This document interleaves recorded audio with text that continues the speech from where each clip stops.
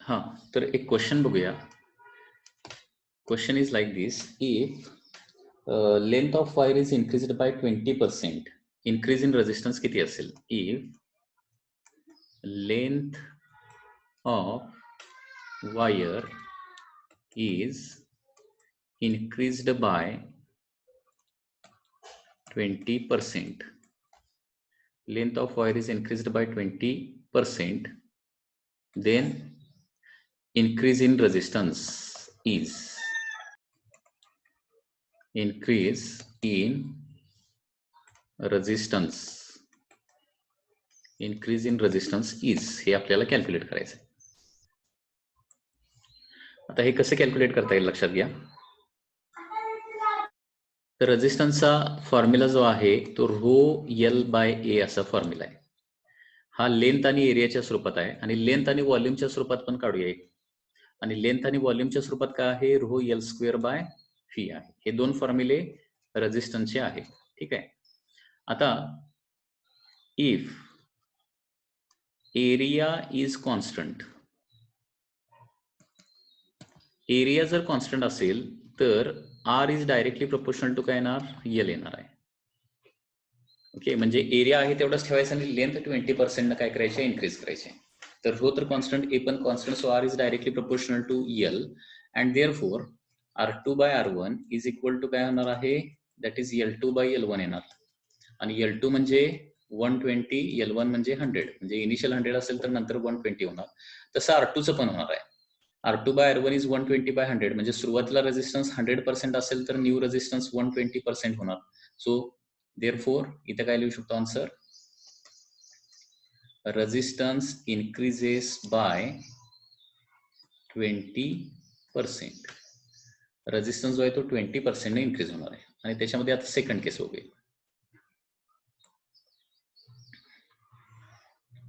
Number 2, if volume is constant. Volume constant कधी राहतंय? That is when wire is stretched म्हटलं, stretched bye 20% असं जर दिलेलं असेल. ज्यावेळी वायर आपण स्ट्रेच करतो त्यावेळी एरिया जनरली कमी होतो आणि व्हॉल्यूमच फक्त कॉन्स्टंट राहतात. स्ट्रेचिंग करून 20% वाढवलं तर व्हॉल्यूम कॉन्स्टंट असणार आहे. आणि व्हॉल्यूम कॉन्स्टंट असेल तर काय होणार आहे? R is directly proportional to L square येणार आहे. म्हणजे आता R2 by R1 is equal to L2 by L1 bracket square होणार. म्हणजे सुरुवातीची लेंथ 100 असेल तर न्यू लेंथ किती होणार आहे? 120, याचा स्क्वेअर होणार. 0 0 cancel and therefore R2 by R1 is equal to 144 divided by 100 होणार स्क्वेअर केल्यावर. म्हणजे याचा मिनिंग काय झाला? इनिशियल रेजिस्टन्स 100 असेल तर न्यू रेजिस्टन्स किती होणार? 144 होणार. म्हणजे resistance increases by 44%. That is the answer. Resistance increases by 44%. बुकमध्ये याचं खूप मोठं काहीतरी सोल्युशन दिलंय, ते करायची गरज नाही. या पद्धतीनं हे पर्सेंटेज इन्क्रीज इन रेजिस्टन्स तुम्ही कॅल्क्युलेट करू शकता.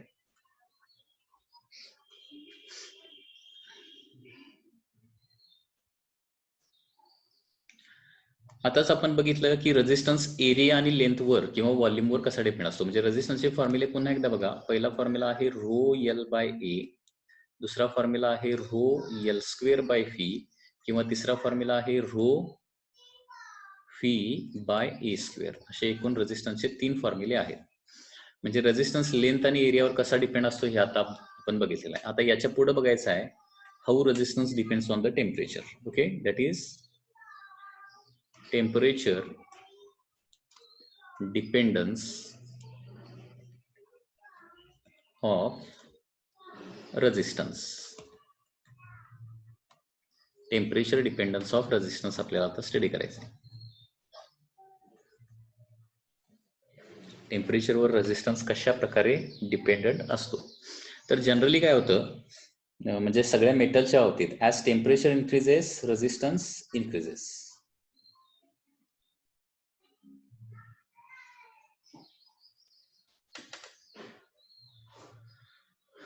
टेम्परेचर डिपेंडन्स ऑफ रेजिस्टन्स कसा आहे ते बघूया. It is found that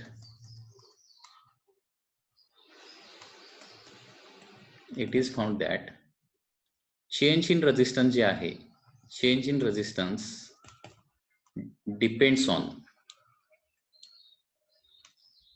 change in resistance दोन गोष्टीवर डिपेंड असतं. हे एक्सपेरिमेंटली दिसून आलेलं आहे. चेंज इन रेजिस्टन्स कशावर डिपेंड असतं, तर पहिली गोष्ट म्हणजे चेंज इन टेम्परेचर किती झालंय. चेंज इन टेम्परेचर, त्याला काय म्हणूया, डेल्टा थीटा म्हणूया.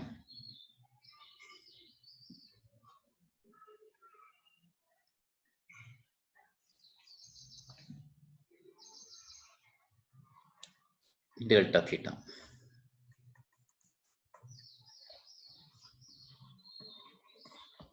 आणि त्याचबरोबर रेजिस्टन्स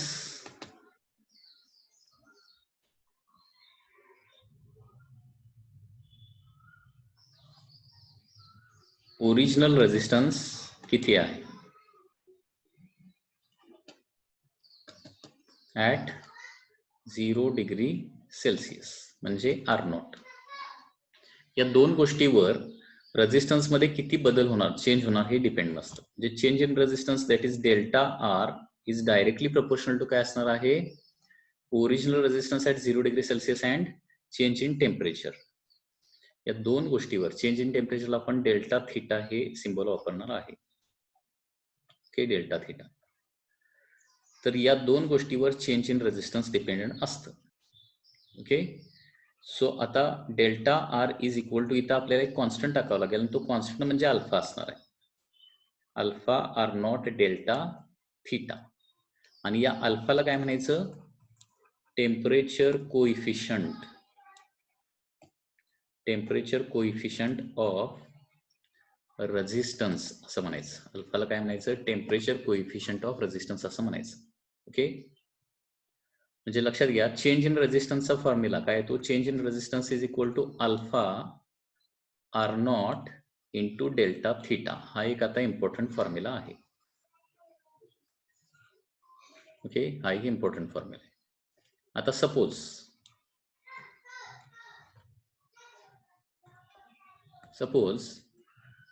आर नॉट म्हणजे काय, रेजिस्टन्स ॲट 0 डिग्री सेल्सिअस आणि आर थीटा म्हणजे काय असेल, resistance at theta degree Celsius. ठीक आहे, तर डेल्टा आर म्हणजे काय होणार आहे, R theta minus R naught होणार. म्हणजे 0 डिग्री सेल्सिअसला आर नॉट आहे आणि थीटा डिग्री सेल्सिअसला आर थीटा आहे. तर चेंज इन रेजिस्टन्स म्हणजे R theta minus R naught is equal to alpha R naught in into change in temperature म्हणजे डेल्टा थीटा. मग आर थीटा म्हणजे temperature at theta degree Celsius is equal to काय येणार आहे, R naught इकडे right hand साईडला येणार, ते प्लस होणार, R naught plus alpha R not delta theta. So R theta is equal to, R naught जर कॉमन काढलं तर ब्रॅकेटमध्ये काय येणार आहे, 1 प्लस अल्फा डेल्टा थीटा येणार आहे. म्हणजे सुरुवातीचा रेजिस्टन्स माहित असेल, इनिशियल रेजिस्टन्स आर नॉट माहित असेल, तर थीटा डिग्री सेल्सिअसला रेजिस्टन्स किती होणार आहे, दॅट इज आर थीटा किती होणार आहे, R naught in bracket 1 plus alpha delta theta. Okay, म्हणजे टेम्परेचरशी रिलेटेड आपण काय काय फॉर्म्युले लक्षात ठेवा लागले बघा. पहिला डेल्टा आरचा फॉर्म्युला, डेल्टा आरचा फॉर्म्युला काय असणार आहे, alpha R not delta theta. आणि रेजिस्टन्स ॲट थीटा डिग्री सेल्सिअसचा फॉर्म्युला काय असणार आहे, resistance at 0 degree celsius in bracket 1 plus alpha into change in temperature. Okay, आता हे टेम्परेचर कोइफिशियंट ऑफ रेजिस्टन्स जो आहे त्याचा फॉर्म्युला काय येतोय बघा, अल्फा इज इक्वल टू, अल्फाचा फॉर्म्युला येणार आहे चेंज इन रेजिस्टन्स, याच्यावरून बघा या इक्वेशनवरून. ओके, अल्फाचा फॉर्म्युला मला पाहिजे, तर alpha is equal to change in resistance upon original resistance upon change in temperature, that is called as alpha. आणि त्याच्यामुळे अल्फाची डेफिनेशन बुकमध्ये अशी दिलेली आहे, temperature coefficient of resistance is defined as, temperature coefficient of resistance is defined as change in resistance per unit original resistance per degree rise in temperature, that is alpha. Okay. तर आता आपण 3 फॉर्म्युले important कुठले कुठले बघितले बघा. हे फॉर्म्युले तुम्हाला पाठच करावे लागतील. पहिला चेंज इन रेजिस्टन्सचा formula, that is alpha R not delta theta. This is formula for change in resistance. त्याच्यानंतर रेजिस्टन्स ॲट थीटा डिग्री सेल्सिअसचा फॉर्म्युला काय आहे? Resistance at 0 degree celsius in bracket 1 plus alpha delta theta. आणि तिसरा formula अल्फाचा. अल्फाचा काय असणार आहे? Change in resistance upon original resistance into change in temperature. हा येणार आहे अल्फाचा फॉर्म्युला.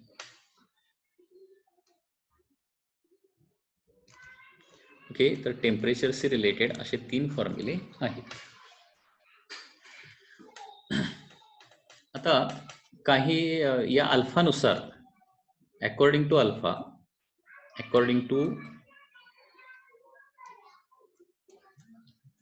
म्हणजे according to temperature coefficient of resistance, there are 2 types of material. There are 2 types of materials.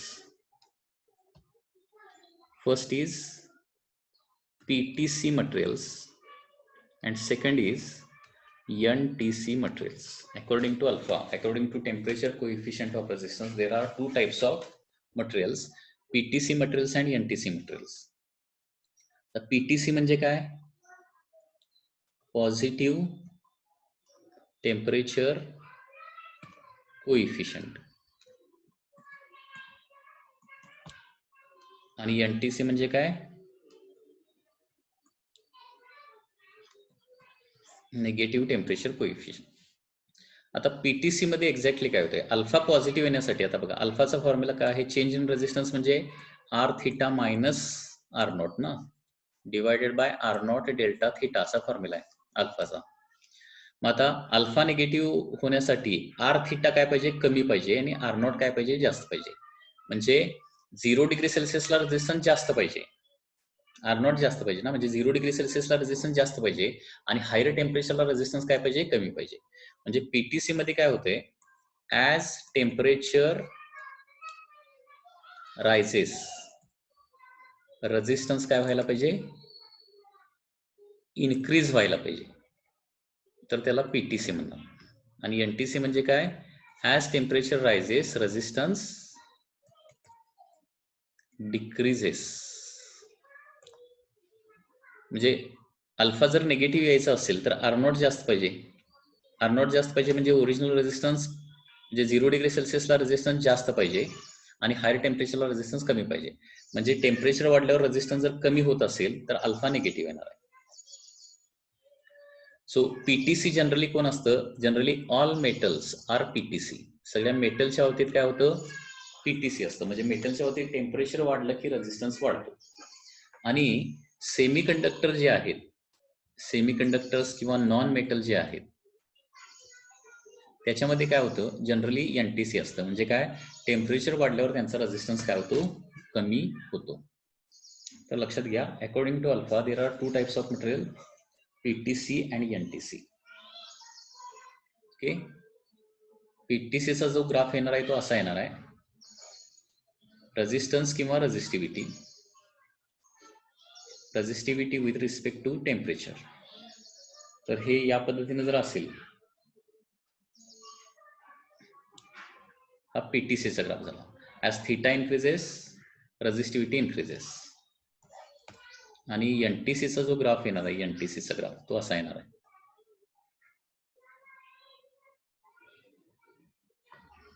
Okay. As temperature increases resistivity decreases. Resistivity किंवा resistance दोन्ही decrease होतात. ठीक आहे. आता याच्याच रिलेटेड काही प्रॉब्लेम्स बघूया. प्रॉब्लेम बघा, 3.19 प्रॉब्लेम काय दिले बघा. Resistance of thin silver wire is 1 ohm at 20 degree celsius. 20 degree सेल्सिअसचा रेजिस्टन्स दिलाय. तो किती दिलाय? 1 ओहम दिलाय. The wire is placed in liquid bath and its resistance rises to, आता रेजिस्टन्स होतोय 1.2 ओहम होतोय. ओके, एका बाथवर ठेवलेला आहे आणि त्या बाथचं टेम्परेचर टी जे आहे किंवा बाथचं टेम्परेचर थिटा जे आहे ते तुम्हाला फाइंड आउट करायचं आहे. Here alpha is given as 0.8 into 10 raised to minus 3 per degree Celsius. अल्फाचं unit हे सांगायचं राहिलं तुम्हाला. अल्फाचं युनिट काय येणार आहे? पर डिग्री सेल्सिअस फक्त येणार. ठीक आहे. आता आपल्याला हा फॉर्म्युला माहित आहे, change in resistance is equal to original resistance into alpha into change in temperature. ठीक आहे. आता चेंज इन रेजिस्टन्स किती होणार आहे?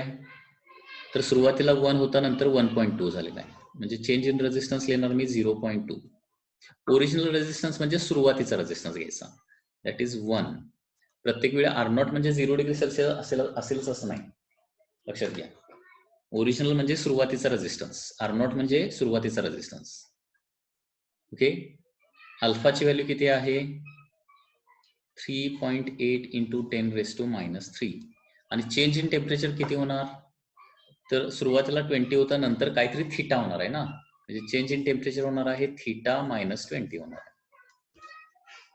हे सॉल्व्ह करायचं आहे तुम्हाला, थिटाची व्हॅल्यू मिळणार. म्हणजे तुम्हाला फॉर्म्युला फक्त काय लक्षात ठेवायचं आहे, delta R is equal to R0 alpha delta theta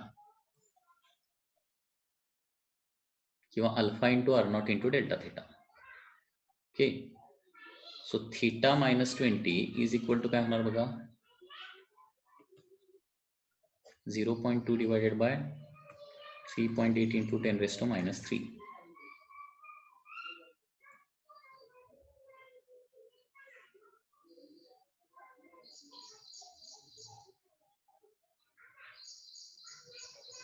okay,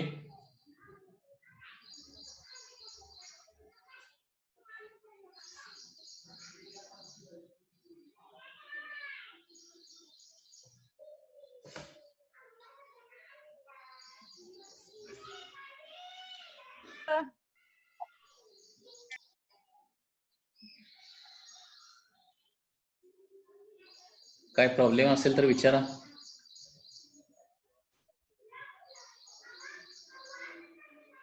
हा चेंज इन रेजिस्टन्स आहे, डेल्टा आर आहे, लक्षात घ्या. आर नव्हे, हे डेल्टा आर आहे. म्हणजे चेंज इन रेजिस्टन्स म्हणजे 1.2 मायनस 1 आहे ते, दॅट इज 0.2. हे करेक्ट आहे. Okay, so 0.2 divided by 3.8 into 10 raise to minus 2. So theta minus 20 is equal to काय होणार आहे, 0.2 न 3.8 ला डिवाइड केलं तर 19 येणार आहे, कारण 2 डिवायडेड बाय 38 म्हणजे 19 into 10 raise to 3. So theta minus 20 is equal to 1000 divided by 19 होणार आहे. So theta minus 20 is equal to approximately 20 घेतला, approximate आन्सर काढूया. So हे 50 होणार आहे. आणि theta is equal to 50 plus 20, that is equal to 70 degree Celsius is the answer. 70 degree Celsius. लक्षात आलं? तर आन्सर येणार आहे 70 अप्रॉक्सिमेटली. बुकमध्ये एक्झॅक्ट आन्सर दिलंय 72.6. त्यांनी वेगळा फॉर्म्युला वापरलाय, आपण वेगळा फॉर्म्युला वापरलेला आहे. हा फॉर्म्युला लक्षात ठेवा, जनरली हा वापरायला सोपा पडतो. चेंज इन रेजिस्टन्स बरोबर काय असतं, original resistance into alpha delta theta, R alpha delta theta, R0 alpha delta theta. Next number 3.20. Resistance of platinum wire in platinum resistance thermometer at melting point, boiling point and at hot bath are, हे बघा 3 कंडिशनचा resistance दिलाय. Melting point चा resistance आहे, melting पॉइंटला resistance आहे 6 ohm. त्याच्यानंतर boiling point ला resistance आहे 6.5 ओहम आणि hot bath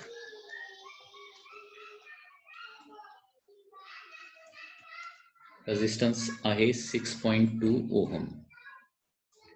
find the temperature of hot bath. आता मेल्टिंग पॉइंट, मेल्टिंग आईस आहे, ice. Melting point of ice म्हणजे काय आहे? 0 डिग्री सेल्सिअस. म्हणजे 0 डिग्री सेल्सिअसला रेजिस्टन्स आहे 6 ओहम. त्याच्यानंतर बॉइलिंग पॉइंट वॉटरचा किती असतो? 100 डिग्री सेल्सिअस. म्हणजे 100 डिग्री सेल्सिअसला 6.5. आता 6.2 ची व्हॅल्यू, 6.2 जे आहे ते 6 आणि 6.5 च्या मध्ये आहे. म्हणजे हे जे टेम्परेचर आहे ते 100 आणि 100 आणि 0च्या मध्ये असेल. म्हणजे थीटा डिग्री सेल्सिअस असेल सपोज. तर हे थीटा किती असेल असं विचारलंय. म्हणजे थोडक्यात क्वेश्चन मध्ये काय दिलंय? 0 डिग्री सेल्सिअसला 6 ओहम आहे, 100 डिग्री सेल्सिअसला 6.5 आहे. तर थीटा डिग्री सेल्सिअसला किती असेल? ठीक आहे. तर आता मगाचा फॉर्म्युला आपण यूज करूया आणि थीटा काढूया. आता दोन इक्वेशन तयार करता येतील आपल्याला. सो चेंज इन रेजिस्टन्सचा फॉर्म्युला काय असतो? Original resistance into alpha delta theta. आता या दोघांचं पहिलं इक्वेशन तयार करूया. या दोघांचं चेंज इन रेजिस्टन्स किती झाला बघा? 6.5 मायनस 6 म्हणजे 0.5 हा चेंज इन रेजिस्टन्स झाला. ओरिजिनल रेजिस्टन्स म्हणजे जनरली लोएस्ट टेम्परेचरचा किंवा 0 डिग्री सेल्सिअसचा, म्हणजे 6. अल्फा माहित नाही. चेंज इन टेम्परेचर किती होणार इथं? 100 होणार आहे. So this is the first equation. Okay. आणि आता सेकंड, याचं आणि याचं एक इक्वेशन तयार करूया आता. ओके. आता इथं चेंज इन रेजिस्टन्स किती होणार बघा? 6 चा 6.2 झालाय ना, म्हणजे 0.2 हा चेंज इन रेजिस्टन्स होणार आहे. ओरिजिनल म्हणजे R0 किती येणार आहे? परत 6च येणार, अल्फा ॲज इट इज. आणि चेंज इन टेम्परेचर किती होणार बघा? 0 पासून थीटाला जाणार ना, म्हणजे थीटा मायनस 0 म्हणजे थीटाच येणार आहे. So this is the second equation. तर ते थीटा काढायला सांगितलंय. तर इक्वेशन 2 डिवायडेड बाय इक्वेशन 1 करूया. 6 अल्फा कॅन्सल होईल. Theta divided by 100 right hand साईडला येणार आणि 2 डिवायडेड बाय 5 लेफ्ट हँड साईडला. 0.2 बाय 0.5 म्हणजे 2/5. म्हणजे थीटा जे टेम्परेचर असेल ते काय असणार आहे? 2/5 इंटू 100 येणार आहे. म्हणजे किती असणार आहे? 40 degree Celsius is the answer. 40 degree Celsius. Okay. म्हणजे पुन्हा तोच फॉर्म्युला मी वापरलेला आहे. म्हणजे हा फॉर्म्युला किती इम्पॉर्टंट आहे लक्षात घ्या. Delta R is equal to R0 alpha delta theta, हे लक्षात ठेवायचं. ओके. डेल्टा आर म्हणजे काय? Change in resistance is equal to R0 म्हणजे 0 डिग्री सेल्सिअसला असणारा रेजिस्टन्स किंवा त्या केसमध्ये लोएस्ट जे टेम्परेचर दिलेलं आहे त्याचा रेजिस्टन्स. अल्फा म्हणजे कोइफिशियंट आणि डेल्टा थीटा म्हणजे चेंज इन टेम्परेचर. तर पहिल्या केसमध्ये चेंज इन टेम्परेचर काय होणार आहे? 100 मायनस 0 म्हणजे 100च होणार. आणि या दुसऱ्या केसमध्ये टेम्परेचर चेंज किती होणार आहे? थीटा मायनस 0 म्हणजे थीटाच होणार.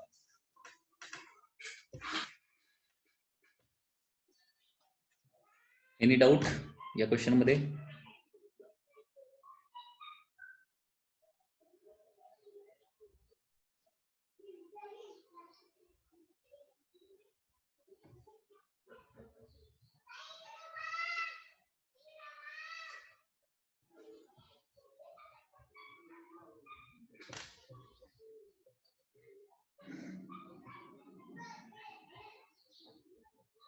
हा. त्याच्यानंतर आणखी 3.21 एक्झाम्पल बघूया. 3.21 बुकमध्ये डिफरंट फॉर्म्युला म्हणजे थोडासा वेगळा फॉर्म्युला वापरलाय. तोच आहे फॉर्म्युला, तो थोडा डिफरंट फॉर्ममध्ये वापरलेला आहे. तो वापरण्याऐवजी हा फॉर्म्युला वापरा. आता 3.21 मध्ये काय दिलंय बघा? टेम्परेचर कोएफिशियंट ऑफ रेजिस्टन्स दिलाय, अल्फा दिलाय 0.00145 पर डिग्री सेल्सिअस. त्याच्यानंतर ॲट 100 डिग्री सेल्सिअस रेजिस्टन्स दिलाय 2 ohm. At what temperature resistance is 3 ohm? At certain theta resistance काय असेल? 3 ohm असेल. तर हे थीटा काढायला सांगितलंय क्वेश्चन मार्क. पुन्हा एकदा मगाचा फॉर्म्युला बघा. Change in resistance is equal to R0 alpha delta theta. हा formula change in resistance. Okay. आता चेंज इन रेजिस्टन्स किती होणार आहे? 1 ओहमचा होणार आहे, कारण 2 चा 3 झालाय ना. आर नॉट म्हणजे original resistance at 0 degree Celsius. Okay,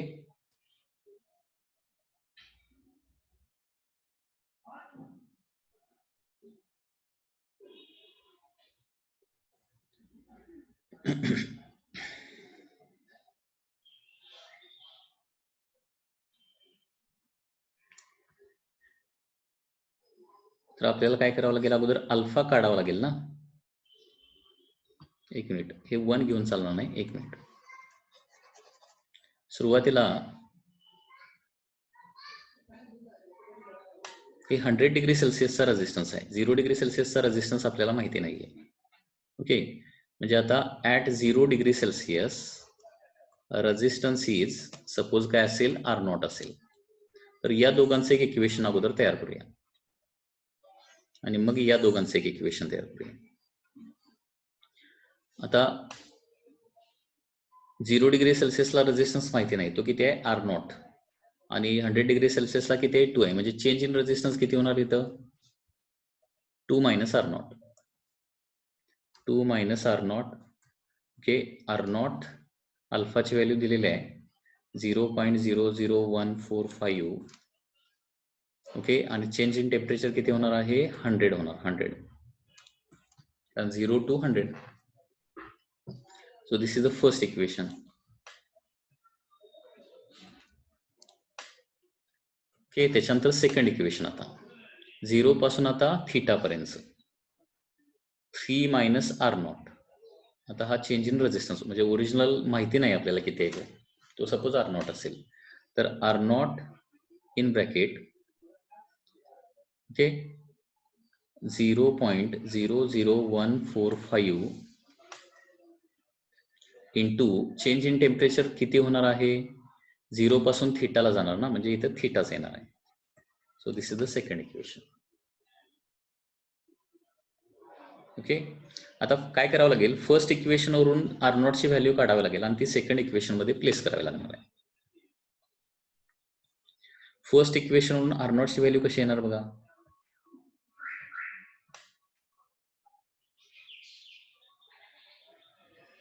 काय करावं लागेल, आर नॉटच्या सगळ्या टर्म एका साईडला घ्याव्या लागतील. So 2 is equal to minus R naught पलीकडे गेल्यानंतर प्लस आर नॉट होणार. R naught plus R naught 100 न मल्टिप्लाय केल्यावर काय होणार, याला 0.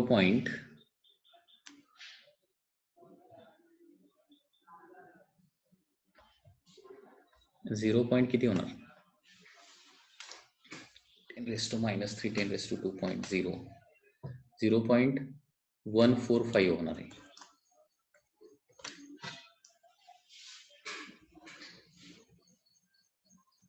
Okay, so 2 is equal to R naught common काढलं तर 1 प्लस 0.145 म्हणजे 1.145 होणार ते. So R naught is equal to 2 divided by 1.145. हे आर नॉट झालं तुमचं. आलेली आर नॉटची व्हॅल्यू आता सेकंड इक्वेशन मध्ये ठेवूया. So 3 minus 2 divided by 1.145 is equal to 2 divided by 1.145 into 0.00145 into theta. ठीक आहे, आणि या सगळ्या टर्म आपल्याला LHS ला ही कॅल्क्युलेशन करून सगळ्या टर्म आपल्याला LHS ला न्याव्या लागतील. त्यावरून आपल्याला थीटाची व्हॅल्यू मिळणार आहे. आणि हे कॅल्क्युलेशन केल्यानंतर थीटाची व्हॅल्यू येते 667.8 केल्विन येते. केल्विन डिग्रीमध्ये व्हॅल्यू येणार, सॉरी डिग्रीमध्ये ही कॅल्क्युलेशन केल्यानंतर येणारी व्हॅल्यू आपली डिग्रीमध्येच असणार आहे. आणि 3 येणार आहे 394 किंवा 395 degree Celsius. That is the answer. हे कॅल्क्युलेशन तुम्हाला करावं लागेल. म्हणजे अगोदर LHSचं ब्रॅकेट मधलं सबट्रॅक्शन करा, सबट्रॅक्शनचं कॅल्क्युलेशन करा आणि मग राईट हँड साईडच्या टर्म सगळ्या लेफ्ट हँड साईडला न्या. तर या पद्धतीने हे कॅल्क्युलेशन येणार आहे. सो 100 डिग्री सेल्सिअसचा एक रेजिस्टन्स दिला आहे आणि थिटा डिग्री सेल्सिअसचा एक रेझिस्टन्स दिलाय. तर 100 डिग्री सेल्सिअसचं एक इक्वेशन तयार करायचं आणि थिटा डिग्री सेल्सिअसचं एक इक्वेशन तयार करायचं आणि या दोन इक्वेशन वरून आपल्याला काय करू शकतोय, थिटा काढू शकतोय. लक्षात घ्या.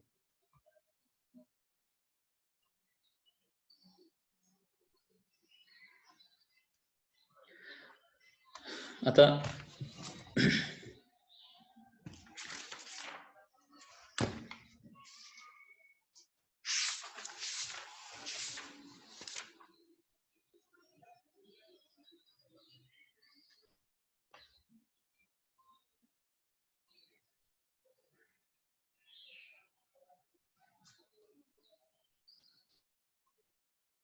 नेक्स्ट पार्ट आपल्याला बघायचा आहे, दॅट इज थर्मिस्टर म्हणजे काय. Thermistor, okay, thermistor.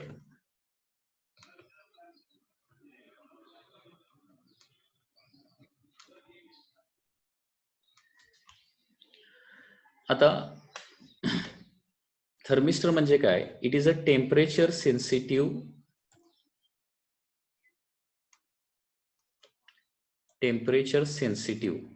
resistance. Temperature sensitive resistance is called as thermistor. Temperature sensitive resistance is called as thermistor. म्हणजे नेमकं काय, तर जनरली मेटलच्या बाबतीत काय होतं, लार्ज चेंज इन टेम्परेचर केल्यानंतर थोडासा रेझिस्टन्स राईज होतो. काय सांगतोय, लार्ज चेंज इन टेम्परेचर केल्यानंतर स्मॉल चेंज इन रेझिस्टन्स होणार आहे. आणि थर्मिस्टरच्या बाबतीत उलट होतं. म्हणजे काय, स्मॉल चेंज इन टेम्परेचर जरी केलं तरी देर is a large change in resistance असतं आणि म्हणून त्याला टेम्परेचर सेन्सिटिव्ह म्हणायचं. टेम्परेचर सेन्सिटिव्ह काय म्हणजे काय, इन थर्मिस्टर काय होतं लक्षात घ्या. इन थर्मिस्टर्स काय होणार आहे, for small change in temperature there is large change in resistance असणार. ठीक आहे. म्हणजे काही मटेरियल असे असतात की ज्याच्यामध्ये थोडंसं जरी चेंज इन टेम्परेचर केलं तर रेझिस्टन्स मधला बदल जो आहे तो जास्त प्रमाणात होतो. आता आपल्याला अल्फाचा फॉर्म्युला माहिती आहे. अल्फा इज इक्वल टू काय असतं, change in resistance upon R naught into change in temperature. हा आपला अल्फाचा फॉर्म्युला आहे. ठीक आहे. आता डेल्टा थिटा जरी स्मॉल असला तरी डेल्टा काय असतो, लार्ज असतो. देअरफॉर अल्फाची व्हॅल्यू काय असणार आहे, व्हेरी लार्ज असणार. आता मगाशी आपण काही प्रॉब्लेम सॉल्व्ह केलेले आहेत आणि त्या प्रॉब्लेम मध्ये बघा, अल्फा किती होता, 0.00145 वगैरे होता अल्फा. हा कुणाचा असतो जनरली, फॉर मेटल्स. परंतु थर्मिस्टरचा जो अल्फा आहे तो ग्रेटर दॅन 1, 2, 3 वगैरे काहीतरी असं असणार आहे. म्हणजे अल्फाची व्हॅल्यू जी आहे ती लार्ज असणार आहे. Okay, more than 1. This is for thermistors.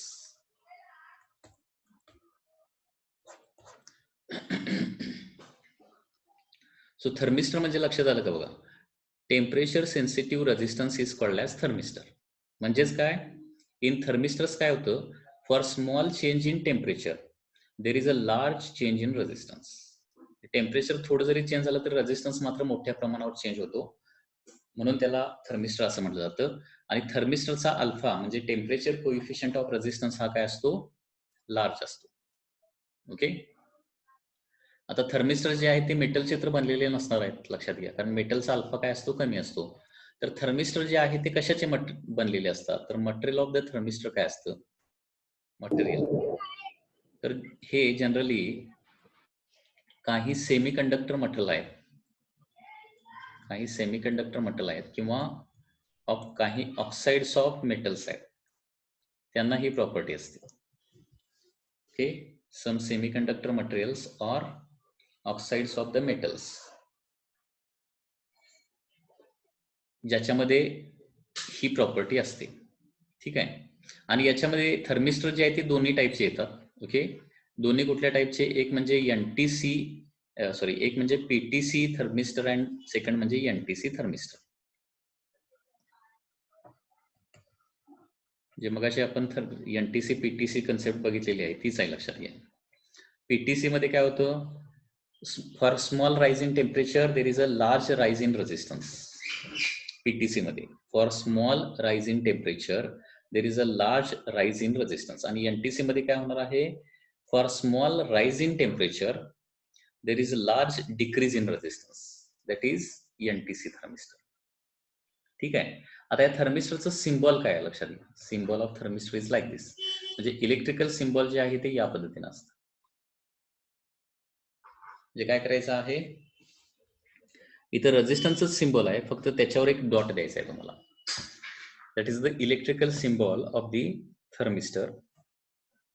आणि हे जे थर्मिस्टर आहे ते कशासाठी वापरायचे, what are the uses of thermistors. Uses लक्षात घ्या काय.